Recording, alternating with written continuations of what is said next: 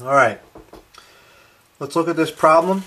The vertices of triangle ABC, and it gives you the vertices, so let's graph it. First we need obviously our x and y axis. Okay.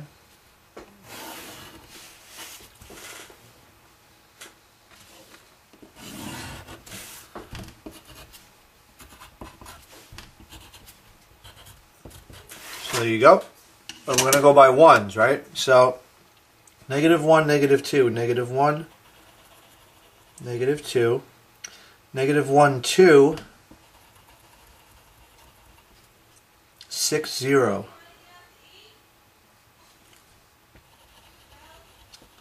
So there's our triangle.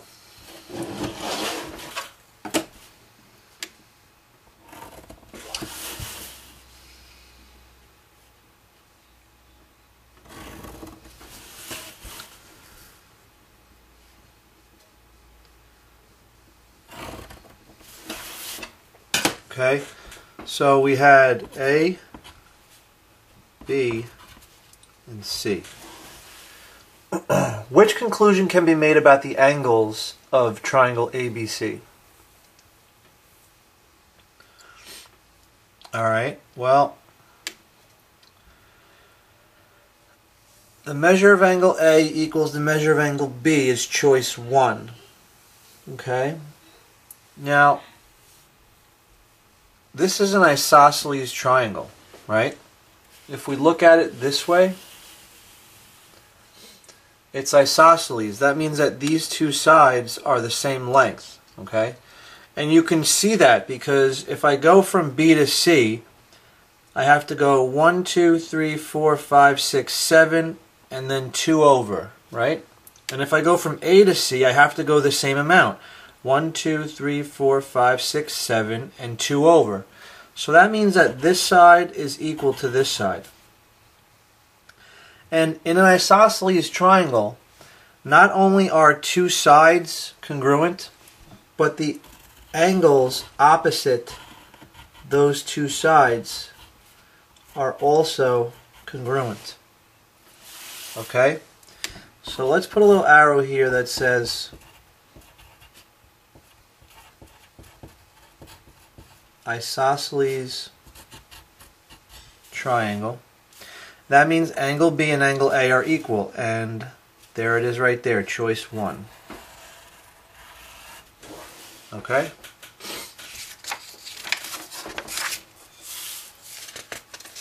(218). Again, we're given a triangle and we're given its vertices, so let's graph it first.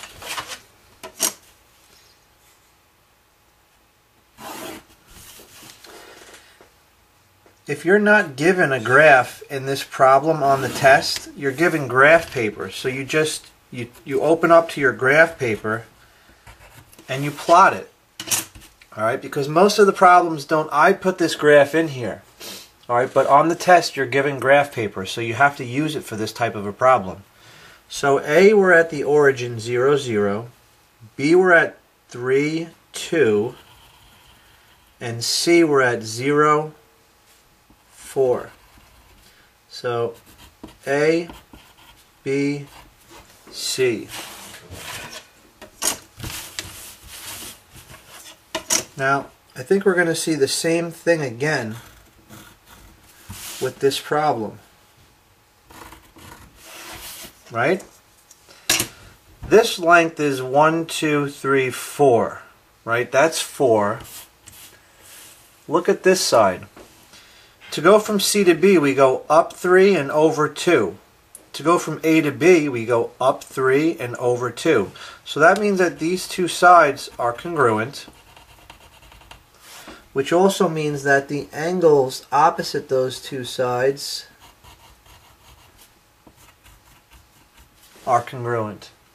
Because again, this is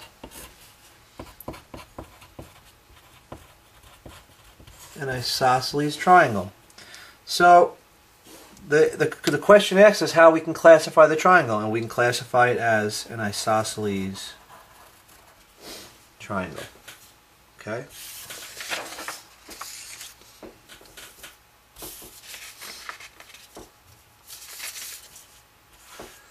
Which type of triangle can be drawn using the points, and then it gives us a bunch of points? Well, this is a very similar type of problem.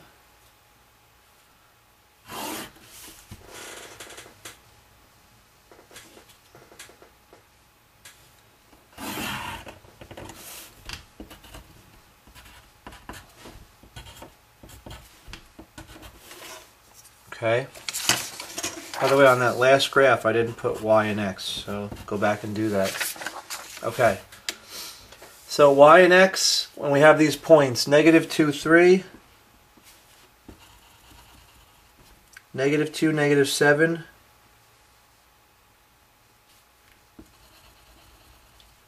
and 4, -5.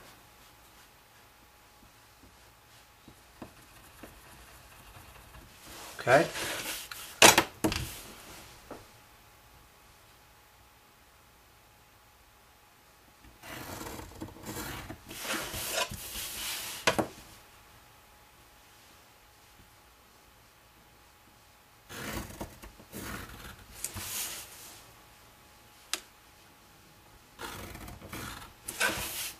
So I want to know what we know about this triangle. So we want to see if any of the sides are the same length, right? So let's see. From this point to this point, I would have to go up 2 and to the right 1, 2, 3, 4, 5, 6, right? So this side, and you can see that this side is definitely smaller than these two sides, right? The only two sides that might be the same length are these two sides. So let's check the distance from this point to this point and from this point to this point. Now, we can count this distance because it's straight up and down, all right? When you have a diagonal, though, you can't count it, but this one we can count. 1, 2, 3, 4, 5, 6, 7, 8, 9, 10. Right? This one we can't count that one. All right, so what we have to do is the distance formula. So let's put the points in. -2, 3, -2, -7, and 4, -5. So this distance here, what was it? 1, 2, 3, 4, 5, 6, 7, 8, 9 was 10.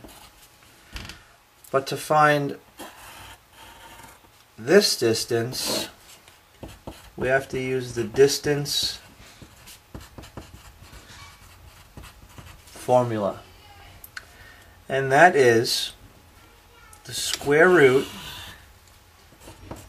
of x2 minus x1 squared plus y2 minus y1 squared.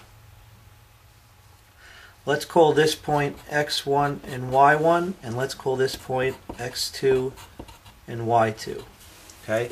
You can pick whatever point you want, but since we're finding the distance between these 2 points, we have to choose those 2 points. We can't choose this one. We have to choose these 2. All right? Because we're trying to find this distance. So, let's plug it in. x2 is 4 minus x1 is -2 squared plus y2 is -5 minus y1 is 3 squared. Square root. This is 4 plus 2, so that's 6 squared plus -5 minus 3, that's -8 squared. 6 squared is 36 plus -8 squared is 64. That's the square root of 100. That is 10. So now we know that this side is equal to this side, so that it means it's an isosceles triangle. An isosceles triangle, remember, is when a triangle has 2 congruent sides. Equilateral means all 3 are congruent. Scalene means that all 3 are different. Okay? So these 2 are congruent and this one is different. So that's why this one has 2 lines and these two have 1 line because these are the same and this one is different. Okay? So we have one more problem in this section to solve. So let's do that. Again, we have to plot a triangle, so I'm just going to go ahead and draw my axes. Y,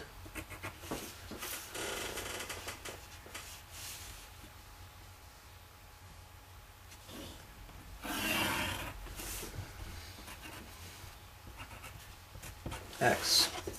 Negative 6, 2.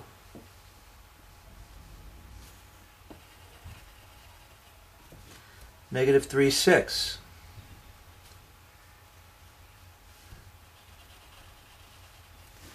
Five, 0.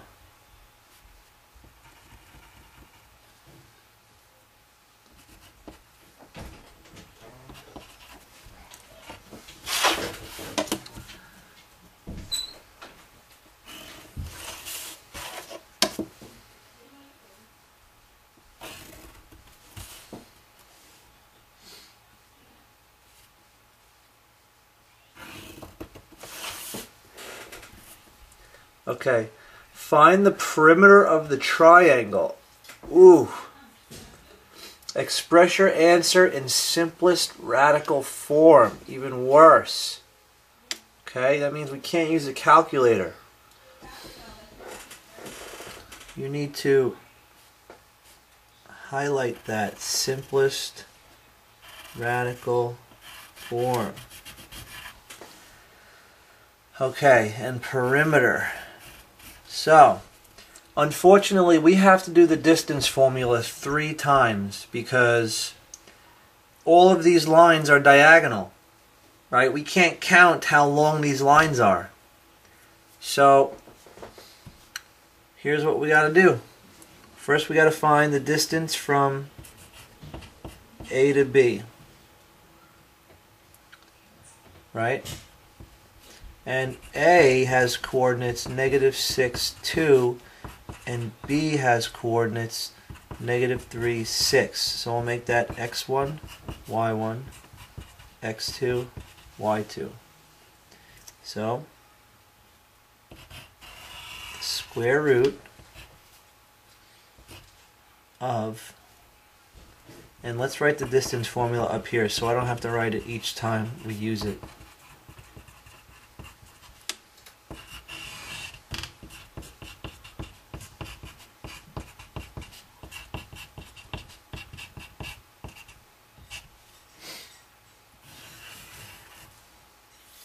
Okay, so we have x2, negative 3, minus x1, minus a negative 6 squared, plus y2 is 6, minus y1 is 2 squared. So we have negative 3 plus 6, so that's 3 squared, plus 6 minus 2 is 4 squared. So we have the square root of 9 plus 16, which is the square root of 25. And lucky for us, the square root of 25 is 5. Okay, it works out to an even number, and that's because 5 times 5 is 25. So that's AB. Now we have to do, so let's label our graph right here. AB is 5. Now let's do BC. So B, remember, was negative 3, 6, and C is 5, 0. So let's do x1, y1, x2, y2. Square root of x2 is 5 minus x1 is negative 3 squared plus y2 is 0 minus y1 is 6 squared. Square root 5 minus negative 3 is 5 plus 3, so that's 8 squared plus, and then a negative 6 squared. Square root of 64 plus 6 squared is 36. That's the square root of 100. That worked out exactly to an even number also. Because remember, the square root says what times itself gives me this number. Well, 10 times 10 is 100. So those two worked out to be easy. Hopefully the last one will too. So BC is 10. Now we just have to do AC.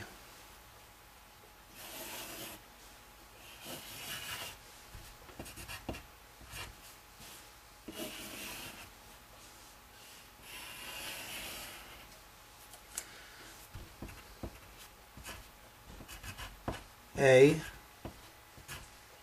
is negative 6 comma 2 and B is negative 3 comma 6. X1 Y1 X2 Y2.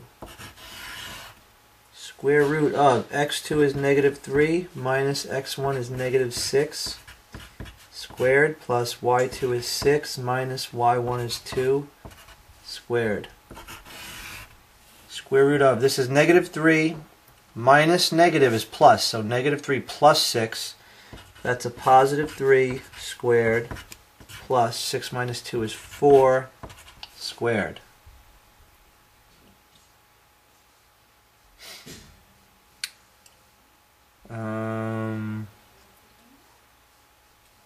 No way.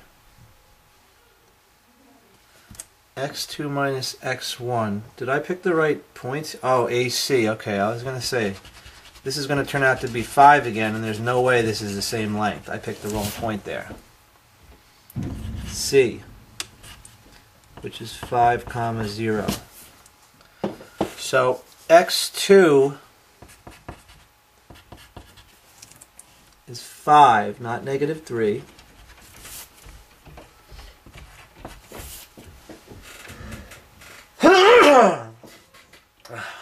And Y2 is 0. So then what we have is something different here. 5 minus negative 6 is 5 plus 6, so that's 11 squared. And then 0 minus 2 is a negative 2 squared. So what we have is the square root of 121 plus a negative 2 inside parentheses squared is 4. So we have the square root of 125. Now let me just make sure 11 squared is 121. Okay. Now, this we have to break down because that does not work out to an even number. See, if I try it, I get a decimal, and that means I can't do it because it says simplest radical form. So that means I gotta break it down into its I gotta simplify it.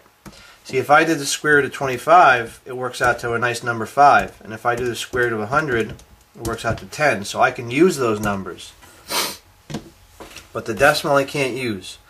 So I'll take 125 and I'll factor it. 5 times 25. 5 I can't break down anymore, so I circle it. 25 I can into 5 and 5, and I can't break either of those down, so I circle them. So this is really equal to 5 times 5 times 5.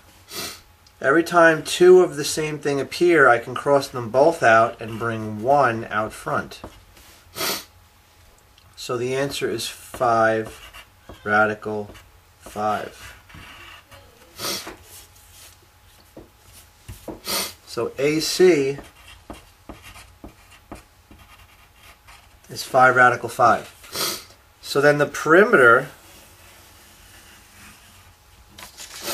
is I got to add them all up.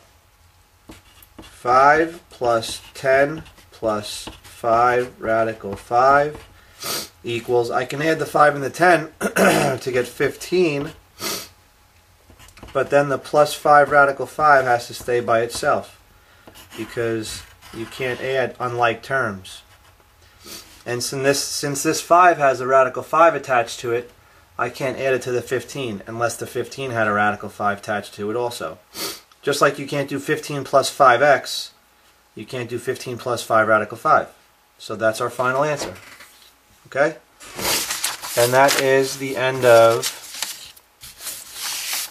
GG something. I think 69, but I'm not sure. Alright? So good luck.